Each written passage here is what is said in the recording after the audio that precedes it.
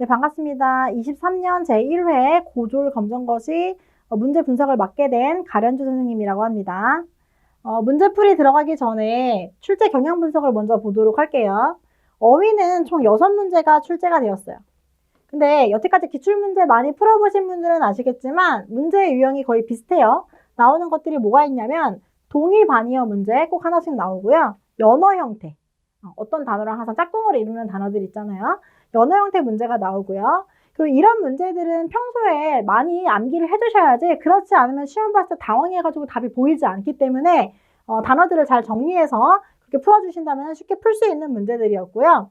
비록 문제가 6문제가 나오긴 했지만 중요하지 않은 건 아니고요. 모든 영역, 관계대명사라던가 문법이나 독해나 생활영어 같은 거 거기 풀이하는 데 있어서도 단어를 모르면 문제를 못 풀기 때문에 단어는 진짜 매일 꾸준히 연습해 주시는 게 굉장히 좋습니다. 그리고 문법으로 넘어가 보면요. 문법은 한 문제가 출제가 됐는데요. 역시나 굉장히 중요한 관계대명사가 출제가 됐어요. 근데 여기서 위치 문제가 나왔는데 관계대명사 위치로 쓰일 때와 또는 의문형용사 위치로 쓰였을 때 어떻게 쓰임이 되는지 그거를 파악하는 문법 문제가 하나 출제됐고요. 관계대명사 같은 경우는 독해하는데 굉장히 중요한 부분이죠. 왜냐면 얘 때문에 문장의 길이가 길어지는 거기 때문에 그래서 이 문법 관계대명사는 좀 공부를 많이 더 집중적으로 해주시는 게 좋을 것 같습니다. 다음 생활영어는요. 총 8문제가 출제가 됐어요.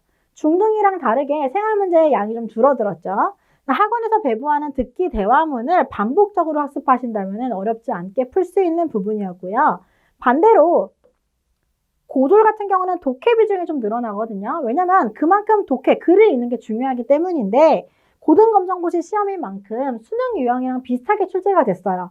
수준이 똑같다는 게 아니고 유형이 비슷하다는 얘기인데 그 수능 유형의 문제들이 어떤 식이냐면 논리적인 구조가 문제가 많이 나오거든요. 사고력을 좀 필요로 하는 문제들이 많이 나오기 때문에 평소에 글이 어떻게 전개가 되는지, 글은 어떻게 써야 되는지 이런 논리적 흐름을 연습해 보시는 게 문제를 잘 맞출 수 있는 키포인트 중에 하나라고 생각이 듭니다. 그러면 밑에 내려가서 요거는 이제 나왔으니까 보시면요. 어휘가 24%, 문법이 4%, 독해가 40%, 생활영어가 32% 해서 보통 독해나 생활영어 부분에 많이 문제가 출제가 되는데 이 부분을 알기 위해서는 이 두 가지 영역을 모르고서는 절대 풀 수가 없기 때문에 같이 골고루 잘 공부를 해주셔야 될 것 같고요.